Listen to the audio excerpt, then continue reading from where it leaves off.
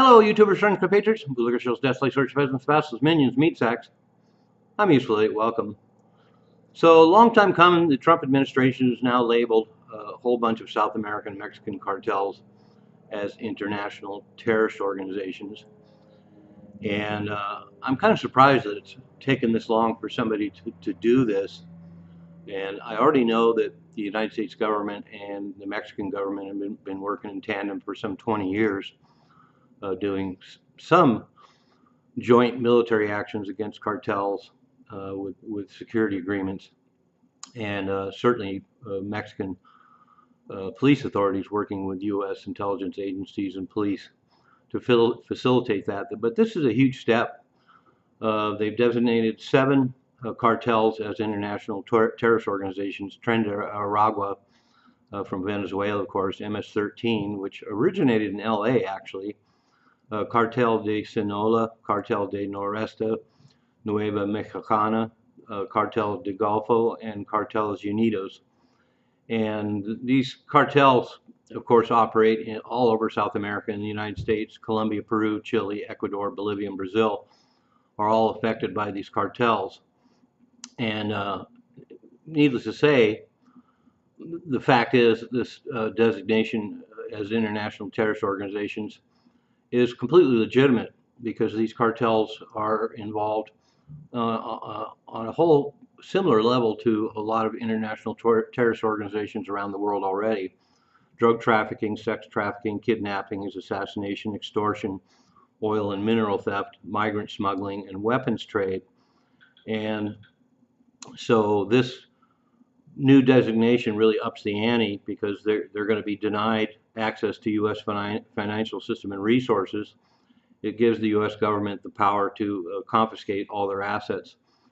And of course, one entity that this will really affect, of course, is all the giant Wall Street banks that have been indicated in money laundering for all these drug cartels. So it'll definitely affect those banks, but also all the assets held by cartels in those banks will now be open to confiscation by the United States government.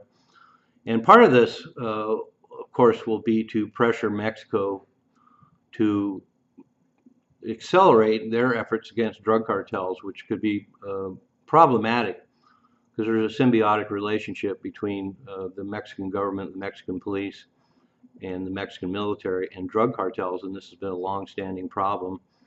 And as I mentioned in a previous video, there was hopes when Vicente Fox became president many, many years ago that the relationship would change, but a lot of my Mexican friends told me that that wouldn't change anything. So that's going to be problematic to address.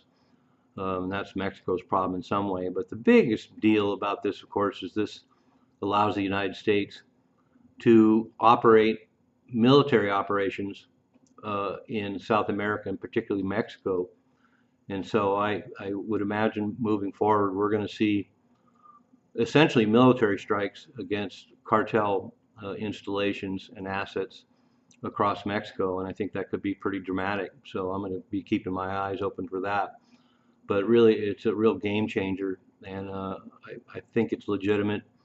I think it really, with the kind of weaponry and tactics that drug cartels have now, it really is going to take military action to take them out and deal with them.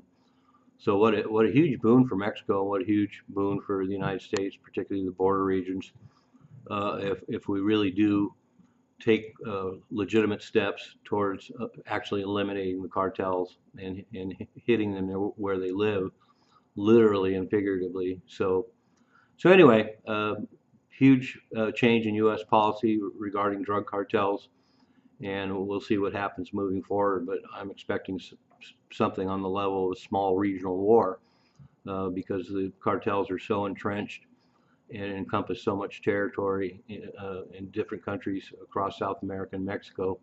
It's a pretty daunting task, but bringing the U.S. military into it, besides police and intel agencies, really ups the game. So anyway, something to look out for in the months and years to come. I'm useful idiot, don't you be one too.